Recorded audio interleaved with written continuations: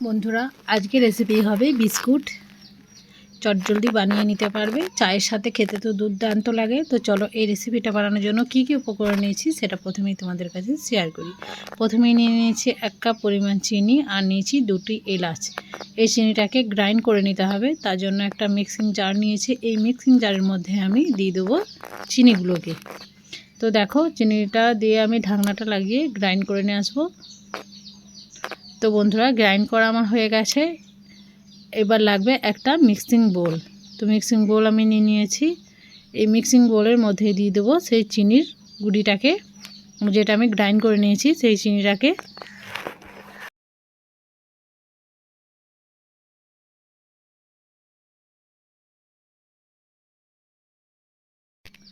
তো তার আগে লাগবে হাফ কাপ পরিমাণ রিফাইন্ড অয়েল। এরপর চিনিটাকে আমি এই তেলের মধ্যে দিয়ে দেবো। তো সমস্ত চিনিটাকে আমি দিয়ে দিচ্ছি দেখো। এরপর একটা হুইক্সের সাহায্যে খুব সুন্দরভাবে মিক্স করে নিতে হবে। তাই আমি খুব ভালোভাবে এটাকে মিক্স করে নিচ্ছি। মিক্স করতে করতে এটা একটা ক্রিমের স্ট্রাকচারে চলে আসবে। তো দেখি বুঝতে পারছো বন্ধুরা, অনেকটা কিন্তু ক্রিমের মতো লাগছে।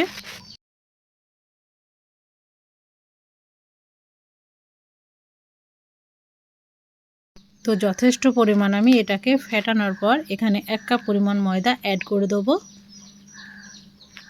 তো ময়দাটা দেওয়ার পর এখানে আরও 1 কাপ পরিমাণ দিয়ে দিয়েছি। টোটাল আমি 2 কাপ পরিমাণ ময়দা এখানে অ্যাড করেছি। চিনি দিয়েছি আমি 1 কাপ পরিমাণ, আর তার জন্য ময়দা লাগবে 2 কাপ পরিমাণ। তো এখানে দিয়ে দিয়েছি ড্রাই কোকোনাট 3 থেকে 4 টেবিল চামচের মতো। তো বন্ধুরা এরপর লাগবে বেকিং সোডা হাফ চামচের মতো, আর বেকিং পাউডারও হাফ চামচের মতো। তো দেখো দিয়ে দিয়েছি আমি। এরপর খুব সুন্দরভাবে হাতে করে এটাকে মেখে নিতে হবে।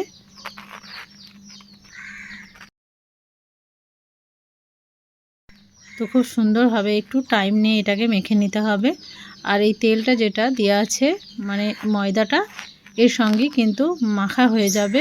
তো একটু টাইম নিয়ে এটাকে মেখে নিতে হবে।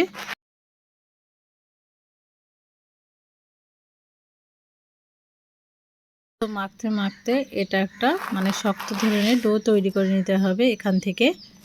তো বন্ধুরা দেখো খুব সুন্দরভাবে কিন্তু ডোটা রেডি হচ্ছে। এরপর এখানে 1 চামচ পরিমাণ ঘি দিয়েছি যাতে গন্ধটা খুব সুন্দর আসে, তার জন্য ঘিটা দিলে এর স্বাদটা কিন্তু খুবই সুন্দর আসে, তার জন্য আমি দিয়েছি। তো আবারও খুব সুন্দরভাবে এটাকে ভালোভাবে মিক্স করে নিতে হবে।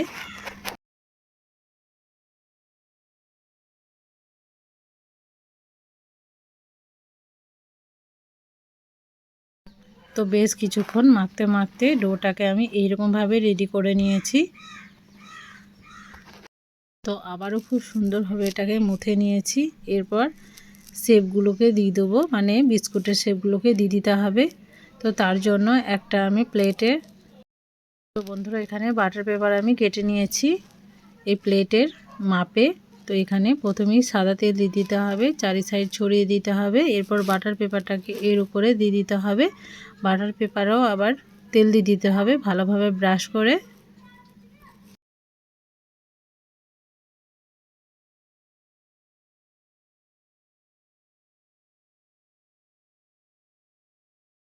তো এরপর ডো থেকে নিয়ে আমি বিস্কুটের শেপগুলোকে দিয়ে দেবো। তো দেখো ঠিক এইভাবে নিয়ে নিতে হবে প্রথমেই, মানে যেমনভাবে তোমরা বিস্কুটের সাইজগুলো দেবে ঠিক সেই রকমভাবে কেটে নেবে। খুব সুন্দরভাবে হাতে করে গোল করে দিয়েছি আমি। এরপর একটা একটা করে সাজিয়ে দেবো এই প্লেটের মধ্যে। তো আর একটাকেও দেখো ঠিক এইভাবেই করে নিতে হবে, একটু রাউন্ড করে গোল করে নিতে হবে।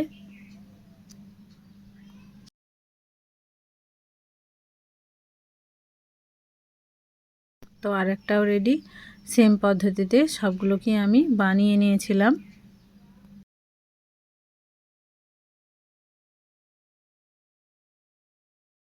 তো বন্ধুরা দেখো সবগুলোকেই রেডি করে নিয়েছি আর সবগুলোই তৈরি হয়ে গেছে।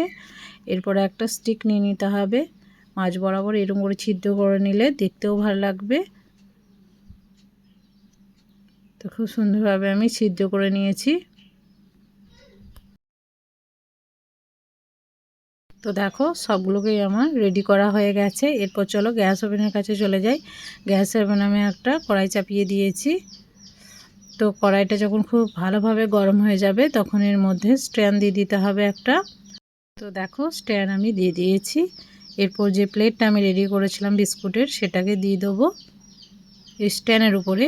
এরপর ঢাকনা ঢাকা দিয়ে মাত্র 20 মিনিট বেক করলেই কিন্তু রেডি হয়ে যাবে বিস্কুটগুলো। তো আমি 15 মিনিট পর এটাকে চেক করে দেখব একবার। তো দেখি হয়নি, তো আরও একবার ঢাকা দিয়ে আমি বেক করে নিয়েছিলাম। তো বন্ধুরা এখন কিন্তু রেডি হয়ে গেছে। এরপর চলো এগুলোকে ঠান্ডা করে আমি প্লেটের মধ্যে নিয়ে নিই। তো দুর্দান্ত হয়েছিল এগুলো খেতে, মানে এই রকম বাড়িতে বানালে দোকান থেকে আর কিনে খেতে ইচ্ছাই যাবে না, এতটা সুন্দর হয় খেতে। বাচ্চা থেকে বড় সবাই কিন্তু খুবই মজা করে খাবে। যেহেতু এখানে নারকেল দেওয়া আছে তার জন্য টেস্টটা কিন্তু আরও দ্বিগুণ হয়েছিল। তো আশা করছি আজকের ভিডিওটা তোমাদেরকে ভালো লেগেছে। যদি ভালো লাগে তাহলে ভিডিওটাতে একটা লাইক, কমেন্ট ও শেয়ার করে দেবে বন্ধুদের মাঝে।